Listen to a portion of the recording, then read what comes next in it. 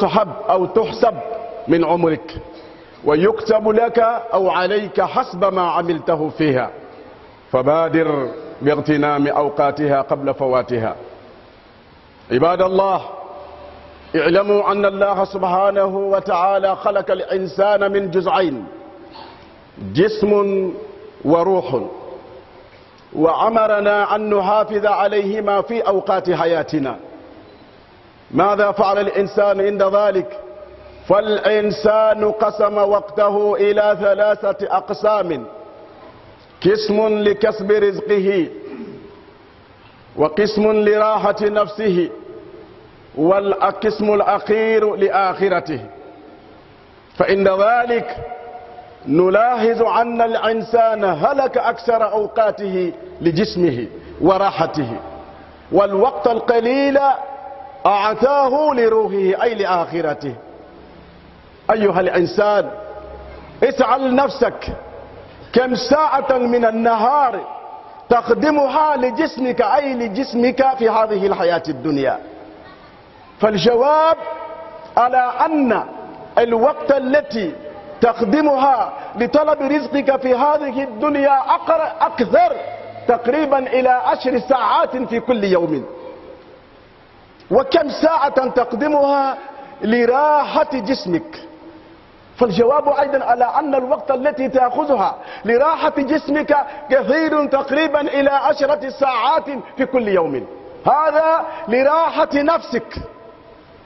وكم ساعة تخدمها لروحك أي في العبادة؟ وهذا الوقت هو الوقت القليل، لا يبلغ ساعة كاملة، بل إن كثرت فيكون 30 دقيقة بعد. يا على العجب، عجبا للإنسان فيما يعمل. قد تعب الإنسان لجسمه في نظافة الجسم وتطهيره وتضخيمه وتجميله، فمع ذلك كله إن الجسم يخدع الصاحب منذ عند الكبر وبعد الموت. والإنسان ينسى روحه فلا يزكيه، والروح أو النفس يكون معه دائما إن كان حيا أو ميتا. قال تبارك وتعالى: قد أفلح من تزكى، وقال أيضا: قد أفلح من زكاها وقد خاب من دساها. صدق الله العظيم. واعلموا عباد الله أنكم ستسألون عن أوقاتكم بماذا قضيتموها. ففي الحديث الصحيح يقول الرسول صلى الله عليه وسلم في الحديث الصحيح المتفق عليه: لا تزول قدم عبد يوم القيامة حتى يسأل عن 4: أولا عن جسمه فيما أبلاه، وعن عمره فيما أفناه، وعن ماله من أين اكتسب وفيما أنفقه، وعن علمه بما عمل به، أو كما قال عليه الصلاة والسلام. ماذا سيكون جوابك؟ نسأل الله سبحانه وتعالى التوفيق لما يحبه ويرضاه، إنه على ذلك قدير وبالإجابة جدير. Au nom de Dieu, le clément, le miséricordieux par essence et par excellence. Louange à Allah, le maître de l'univers, le créateur suprême, l'omniscient, l'omnipotent. Allah unique sans associé. Nous attestons qu'il n'y a de divinité digne d'adoration que Allah. Et nous attestons que Muhammad sallallahu alayhi wa sallam est son envoyé et son serviteur. Que la paix d'Allah soit sur Muhammad, sur sa famille, sur ses compagnons et sur tous ceux qui suivront leurs pas jusqu'au jour du jugement dernier. Mes frères et sœurs en la foi, permettez-moi un peu de vous donner des sermons que nous avons déjà parlé de ça dans les vendredis qui sont passés. Ce sont des rappels, mes frères et sœurs. D'abord, chacun de nous est conscient que Allah subhanahu wa ta'ala a créé 2 grands mondes. Le monde ici-bas et le monde éternel, la vie future. Ce monde-là, on l'appelle Ad-Dunya. Et le monde futur, on l'appelle Al-Akhira. Et ce monde, Dieu nous a dit que ce bas monde-là, c'est un endroit juste pour travailler. C'est un endroit, c'est un passage. Nous sommes là pour travailler dans ce bas monde pour construire le monde futur. En même temps, qu'est-ce qu'il a fait? Il a fait de ce monde un temps bien précis. Chacun de nous, avant de venir sur la terre, nous avons déjà signé un pacte entre nous et le bon Dieu. Le temps que nous allons faire sur cette terre, chacun de nous a son temps. Et ce temps-là, Dieu a juré par le temps. Il dit dans le Saint-Coran qu'il jure par le temps que l'être humain de sa nature, il est égaré. Sauf ceux qui ont cru à lui et qui ont posé de bonnes actions. La nature de l'être humain est dans l'obscurité, dans l'égarement. Sauf ceux qui ont écouté la parole de Dieu. Et ils ont reconnu que ce monde n'est pas un monde qui va rester éternellement. Nous sommes là pour faire un petit temps. Et le temps là est bien précis pour nous. Il ne faut jamais qu'un musulman croyant joue avec son temps. Le temps, c'est ce temps-là qui nous permet de construire ce monde. C'est le même temps-là qui nous permet de construire le monde futur pour chacun d'entre nous. Que Allah nous donne la bonne compréhension. Vous avez l'habitude de dire que le temps c'est de l'argent. Oui, mais le côté spirituel, nous aussi on vous dit, le temps c'est le paradis. C'est dans le même temps-là qu'on prend aussi dans notre temps-là pour construire notre paradis. Je vous ai bel et bien dit un jour que le bon Dieu a créé chacun d'entre nous et il a donné à tout un chacun un terrain au paradis, en même temps un terrain aussi en enfer. C'est nos actions, ce que nous faisons sur la terre, c'est ça Dieu prend pour construire. Soit le paradis pour nous, ou soit il construit l'enfer pour nous, car Allah nous en garde.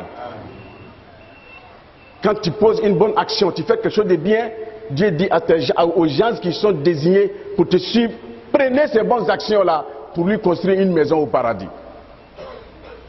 Mes frères et sœurs, le temps là, c'est le temps là qui nous permet d'avoir le paradis. Après le temps, qu'est-ce que Dieu a fait? Avant la création de l'être humain, Dieu a créé l'être humain à base de deux grandes entités très différentes. Il a pris deux grandes choses qui sont différentes et il les a mis ensemble. C'est ce qu'il fait de l'homme et l'être humain. Il a pris quoi pour construire l'être humain? D'abord le corps, la chair que vous voyez, le corps et l'âme. C'est deux créatures qui ne sont pas du tout la même chose. Le corps et l'âme. L'exemple très simple, quand tu dors la nuit, tu fais des rêves. Souvent, pendant le sommeil que tu es en train de faire, tu es à Daoukro ici, tu dors, tu peux rêver, tu te retrouves en Amérique, par exemple, ou soit à la Mecque. Entre-temps, toi-même, tu es couché chez toi à Daoukro ici. Le corps là, c'est ce qui est à Daoukro ici. C'est ton âme qui est là où tu fais le rêve là. C'est ça qu'on appelle l'âme.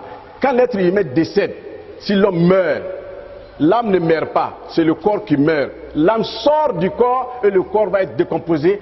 Ton âme maintenant va partir maintenant à l'au-delà. Et Dieu nous a demandé de prendre soin des deux entités là. Le corps, c'est nous-mêmes qui allons prendre soin de notre corps, nourrir le corps, entretenir le corps. En même temps, on entretient notre âme. En faisant quoi? Il a bel et bien dit, فَكُلُوا مِنْ رِزْقِهِ وَإِلَيْهِ النُّشُورُ. Le corps se nourrit de quoi? La nourriture que nous avons, la nourriture de base, l'eau et manger. On prend l'eau, on boit, tu es en train de nourrir ton corps.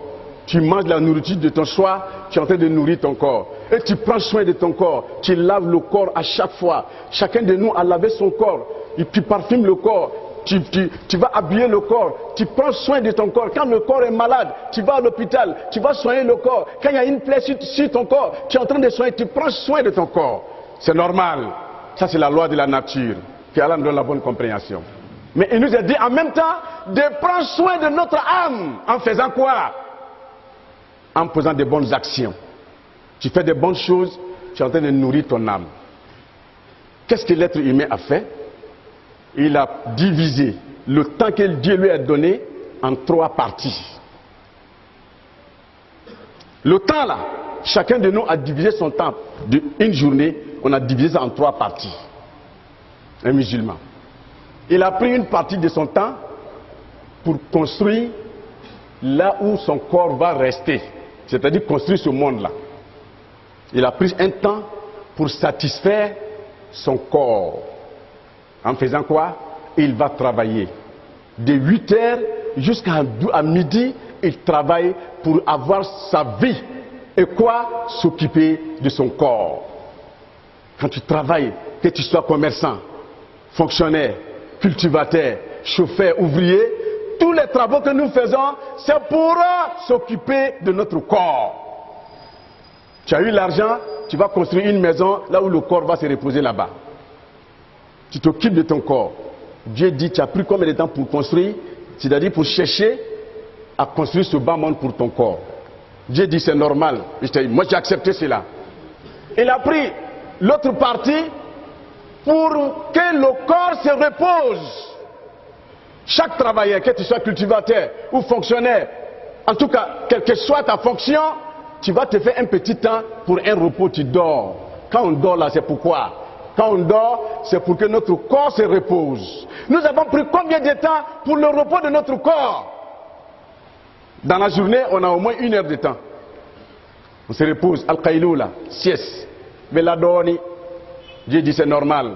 Dieu même a recommandé cela. C'est normal. Ça c'est pour le repos de notre corps, pour qu'on se repose. Mais dans la nuit, après les travaux, on a combien de temps qu'on prend pour que notre corps se repose? À partir de 20 heures, tu es libre. Tu peux dormir jusqu'à 5 heures du matin. Pour que ton corps se repose. Beaucoup de temps. Je vous dis bien et bien que dans la journée, tu prends au moins 7 heures de temps pour travailler, pour chercher ta vie. Dieu a accepté cela. De 8 heures à 12 heures, ça fait déjà 5 heures de temps. Dans l'après-midi, tu as au moins 2 heures de temps. Que tu sois fonctionnaire ou cultivateur. Tu vas travailler, ça c'est pour toi-même. Dieu dit c'est normal, je t'accepte ça. Pour le repos de ton corps, tu vas prendre beaucoup de temps aussi. Dans la nuit, tu vas dormir profondément. Les scientifiques ont dit que le corps a besoin de 8 heures de temps dans le sommeil pour que le corps se repose. 8 heures de temps. Nous sommes tous d'accord. Mais de moi à vous, nous avons pris combien de temps pour construire notre vie future, pour chercher le paradis? Le temps qui est le plus petit là, c'est ça qu'on a pris pour chercher le paradis. Quels sont ces temps-là? Matin à 5 heures du matin, on nous dit de prier la prière de Fajr. La plus longue prière de la journée, c'est la prière de Fajr. On fait combien de temps? Si c'est trop, 10 minutes. Salam alaikum. L'imam qui fait 15 minutes, ça gêne des gens, ça gêne les fidèles. 10 minutes pour la prière de Fajr. Comptons ensemble. La prière de 13 heures, 5 minutes, ça fait 15 minutes. La prière de Asr, 5 minutes, ça fait déjà 20 minutes.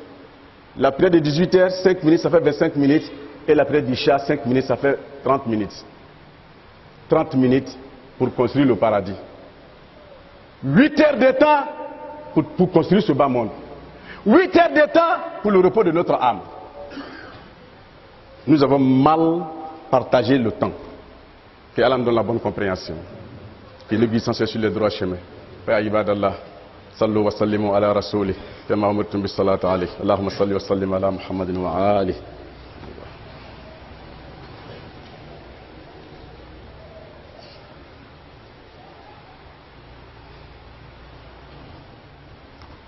الحمد لله رب العالمين والصلاة والسلام على رسول الله والعاقبة للمتقين ولا عدوان إلا على الظالمين. Mes frères et sœurs, Dieu est amour. Il nous aime beaucoup.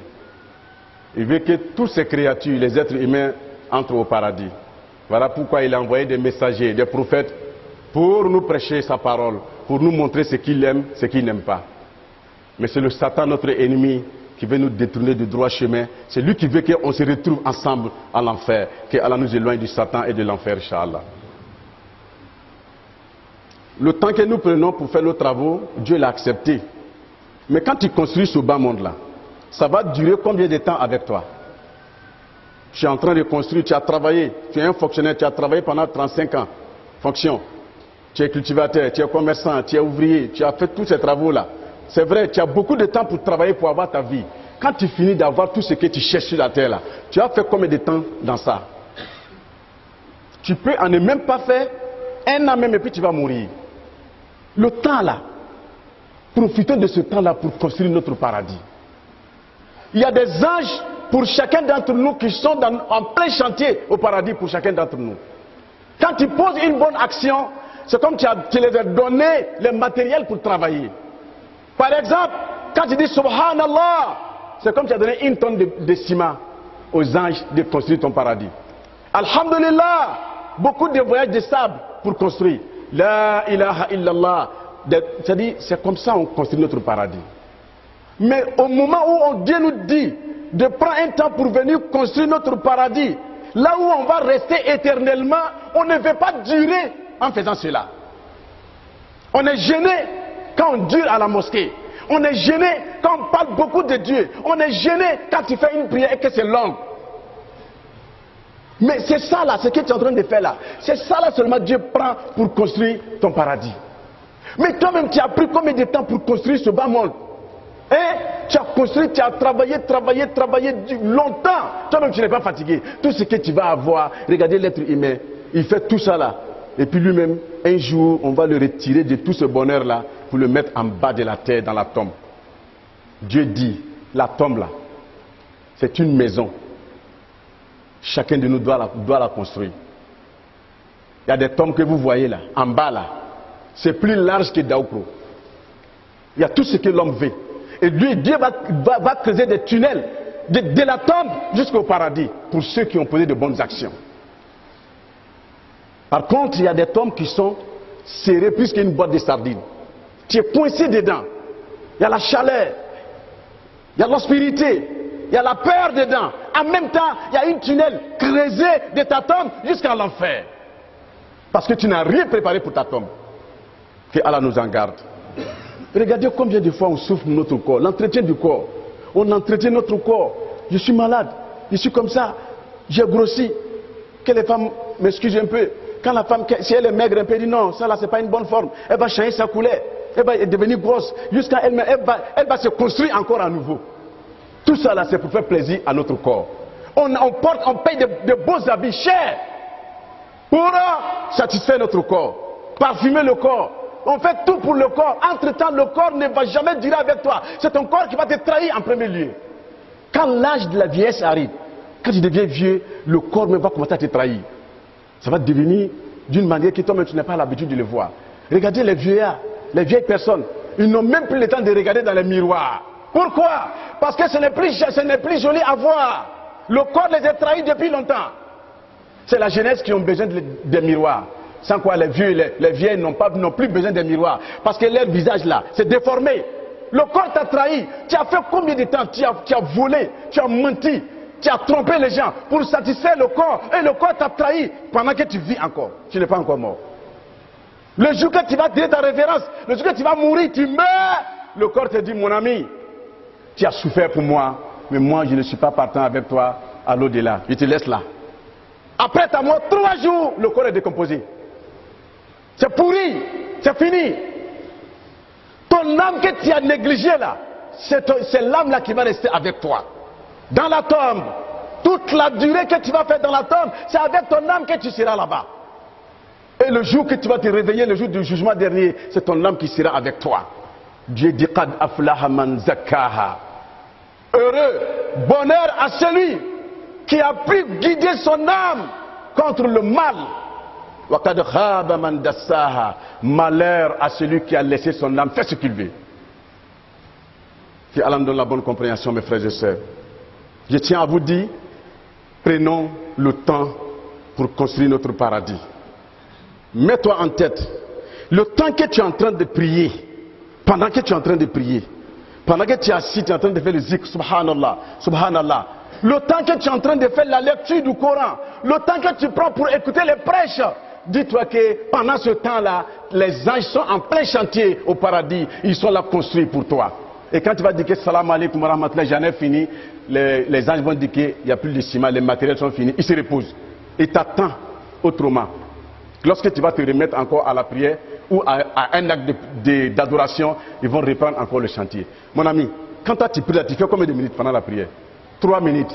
Les maçons qui sont au paradis pour toi là, ils font 3 minutes dans la construction. Tu vas finir de construire une maison dans combien d'années? Mes frères et sœurs, Muhammad sallallahu alayhi wa sallam, lors de son ascension, lors de son voyage vers le Seigneur dans les cieux, il a visité le paradis. Pendant la visite, il a vu une maison au paradis inachevée. Il demande à son ami l'ange Gabriel, oh Gabriel, tu m'avais dit que le paradis a été déjà construit en 4000 ans. Dieu avait déjà construit le paradis. Pourquoi cette maison-là, c'est pas fini? Dieu dit non, tu as mal compris. Le paradis n'est pas fini de construire, c'est nous-mêmes qui allons construire notre paradis. Tu vois la maison inachevée là, c'est pour un de tes fidèles à Médine là-bas. C'est pour un musulman. Avant, il lisait beaucoup le Coran. Il faisait beaucoup de bonnes actions, la générosité. Il donnait beaucoup d'argent aux gens, en sacrifice. Il priait la nuit, beaucoup de nafla, il faisait ça. Il jeûnait les mois, les jours supplémentaires, en dehors du mois de Ramadan. Il faisait beaucoup de jours ordinaires en jeûne. Ces actions supplémentaires qu'il faisait là, ce sont ces mérites-là que les anges prenaient pour construire cette maison pour lui. Mais à un moment donné, il s'est découragé. Il ne faisait plus rien. Actuellement, il ne fait plus rien. Il ne lit plus le Coran. Il est découragé de la vie. Maintenant, il a consacré tout son temps pour chercher sa vie. Le temps qu'il prenait pour lire le Coran, il n'a plus ce temps-là. Dans la nuit, il ne fait plus de prières surrogatoires. Avant, il gênait le mois du lundi, le jour du lundi, souvent, le jeudi, il ne fait plus ça. Maintenant, il est concentré maintenant sur les actes obligatoires. Et il a oublié les actes surrogatoires. Entre-temps, cette maison, c'est avec ces bonnes actions qu'on prenait pour construire cette maison-là. La maison est restée parce qu'il ne fait plus rien pour Dieu. Dieu dit le chantier est arrêté. Mes frères et sœurs, c'est comme ça. Chacun de nous, mets-toi dans la tête que ce que tu es en train de faire pour Dieu là, c'est pour toi-même que tu es en train de faire. Tu es en train de construire ton paradis. Si tu veux que ton paradis soit en duplex, ça dépend de toi. Si tu veux que ton paradis soit en immeuble, ça va dépendre de toi. Si tu veux que ton paradis reste inachevé, ça dépend de toi. Que Allah nous donne la bonne compréhension. Regardez la prière que nous faisons. Je vous ai dit que ça fait 30 minutes qu'on fait la prière. 30 minutes. Toute la journée, c'est 30 minutes qu'on prend pour donner à Dieu. Les mêmes 30 minutes là, peu d'entre nous peuvent le faire convenablement. On est pressé. L'imam qui a pris une longue sourate, il est pressé. Pour aller chercher sa vie, une vie qui ne va pas durer longtemps avec toi. Mais quand la mort va frapper à ta porte, là, c'est là que tu sauras que déjà le temps que tu prenais pour prier là, c'était un temps qui devait être le temps le plus long de ta vie. Regardez, lors de l'ascension de Muhammad sallallahu alayhi wa sallam dans les cieux, vous savez que tous les actes d'adoration que Dieu nous a donnés, le prophète a reçu toutes ces actions là, toutes ces recommandations sur la terre ici. Le jeûne, il a récupéré ça ici. Le hajj, Dieu l'a donné ici. Mais la prière, Dieu dit, viens toi-même, viens, je vais te donner la prière. Je ne vais pas confier la prière à une de mes créatures pour toi. Toi-même, le prophète, il faut te déplacer, monte dans les cieux. Je vais te donner la prière de main à main. Arrivé à l'ultime dimension, Sidratul Muntaha. L'histoire est très longue. Il a fait une conversation entre lui et le Seigneur Allah. Dieu lui a donné combien de fois la prière? Je vous ai dit que 50 prières par jour. Il était content. Le prophète, il était content. 50 prières par jour, chaque jour. C'est-à-dire on devait prier 50 fois. Il est content, il a pris la prière. Il a pris le chemin de retour. En cours de route, le prophète Moïse, le Moïse d'Israël, le prophète Moïse, l'a croisé. Il a croisé notre prophète Mohammed sallallahu alayhi wa sallam. Il lui a dit que ton Dieu là, il t'a donné quoi pour ta communauté? Il dit oui, Dieu m'a comblé de joie. Il m'a glorifié. En tout cas, il m'a valorisé avec 50 prières. Moïse dit, tu dis quoi? 50 prières par jour? Subhanallah. Prophète, faut te retourner. Va lui demander pardon. Il n'a qu'à diminuer le nombre de la prière que tes fidèles vont faire. Ils ne pourront jamais le faire. 50 fois, ils ne vont jamais le faire. Va lui demander de diminuer le nombre de la prière. Il n'a pas discuté, il s'est retourné vers le Seigneur Allah. Il dit, Allah, je te demande de diminuer le nombre de la prière pour ma communauté. Le bon Dieu a diminué 5 prières. Il restait 45. Il est revenu. Moïse lui a dit encore, va lui dire, il n'a qu'à diminuer encore. Il est reparti. Il a fait aller-retour, aller-retour. Plus il va, à chaque fois qu'il va chez le Seigneur, le bon Dieu diminue 5, jusqu'à ce qu'il reste 5 prières.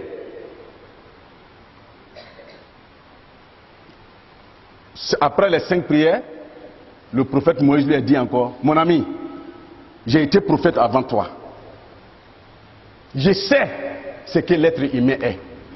Le Satan ne va jamais laisser ta communauté. Et puis c'est la communauté la plus faible de la créature. Le Satan va prendre le dessus de eux. Ils ne pourront pas faire les 5 prières convenablement. Va lui dire, il n'a qu'à diminuer les 5 là. Le prophète dit que vraiment, en tout cas, j'ai honte de repartir là-bas encore. Les 5 là, c'est suffisamment bon. Le Moïse dit que va, tu vas me dire ça un jour. Mes frères, c'est comment ici? Vous trouvez ça comment? Les 5 prières. Faites les prières convenablement. Respectez les actes obligatoires de la prière. Connaître les actes surrogatoires, les actes méritoires, les actes qui annulent la prière. Qui d'entre nous peut nous distinguer ces actes-là? Connaître la différence entre les actes obligatoires de la prière des actes surrogatoires. Ou des actes surrogatoires aux actes méritoires. Ou soit les actes qui annulent la prière. Qui peut me citer ça dans la tête? Mais 5 fois. Mais les 5 fois là, on a toujours problème. Mes frères et sœurs, nous avons toujours le temps.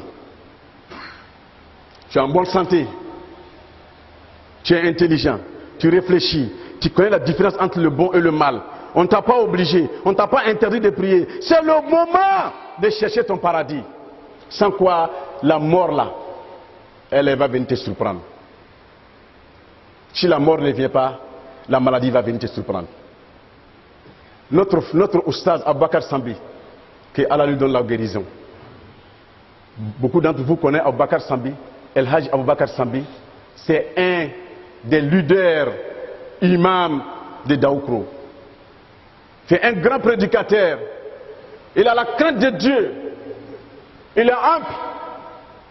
Il ne se mêle pas de ce qui ne le concerne pas. Il est bien. Hier matin, au cours d'un mariage à la mosquée de Moudir Fofana, vous voyez, souvent on dit Dieu même, il n'a pas pitié quoi. Ce qu'il veut faire là, il fait seulement. Sinon normalement c'est ceux qui boivent là. Ou ça prêchait ici, il parlait de l'alcool. Si normalement Dieu devait éprouver quelqu'un, c'est les alcooliques, les musulmans qui boivent. Hein, ceux qui forniquent là, ceux qui mentent là, ceux qui trompent là, c'est eux-mêmes que Dieu devait leur donner les grandes maladies, les maladies inguérissables, ou bien ils doivent mourir en faisant ces actes-là. Mais Dieu même souvent il te laisse, même pendant que tu es en train de faire des bonnes choses maintenant, il va t'éprouver par une maladie. Il est en train de prêcher à la mosquée hier matin. Mais prêche là, c'est Dieu qui nous a demandé de prêcher sa parole, n'est-ce pas? C'est une bonne chose que Dieu aime. Au cours de ces prêches là, il a piqué la crise, il est tombé, AVC. Aboubakar Sambi. Mes frères et sœurs, il a perdu contrôle, il a perdu sa connaissance. On l'a mené à l'hôpital. À l'heure où je vous parle, il a été évacué à Boaké. Il est entre la vie et la mort, mes frères et sœurs. Pendant qu'il est en train de prêcher la parole de Dieu. Mais toi, pendant que tu es en train de mentir, de voler, de tromper les gens, Dieu t'observe et te regarde. S'il t'a laissé là, c'est pas parce qu'il ne peut pas il va te laisser pour que tu puisses avoir beaucoup de péchés. Quand tu vas mourir là, ta demeure là, c'est l'enfer, car on donne la bonne compréhension. Mes frères et sœurs, chacun de nous doit prendre ses gardes. Faisons attention. Il est temps pour nous, chacun d'entre nous. Je m'adresse à ma personne et à vous. Chacun de nous a le temps maintenant de chercher le pardon de Dieu en t'éloignant des actes qui ne sont pas du tout recommandés. Il faut tout faire la nuit. Il faut te lever tardivement. Il faut faire des prières surrogatoires. Dieu dit قُمِ اللَّيْلَ إِلَّا قَلِيلًا نِصْفَهُ أَوْ انْقُصْ مِنْهُ قَلِيلًا أَوْ زِدْ عَلَيْهِ وَرَتِّلِ الْقُرْآنَ تَرْتِيلًا. Réveille-toi dans la nuit tardivement pendant que tout le monde dort. Lève-toi. Ton Seigneur il va se rapprocher de la terre. Dieu même va descendre jusqu'au premier ciel. Il va venir s'arrêter et dire qui d'entre vous est prêt à me demander le pardon? Je suis prêt à pardonner à tout le monde. Pendant ce temps-là, nous sommes plongés dans un sommeil très profond. balimaw an siran Ala ɲa waati min b'an bolo waati fitinin tɛ an y'an jija waati min b'an bolo an y'an jija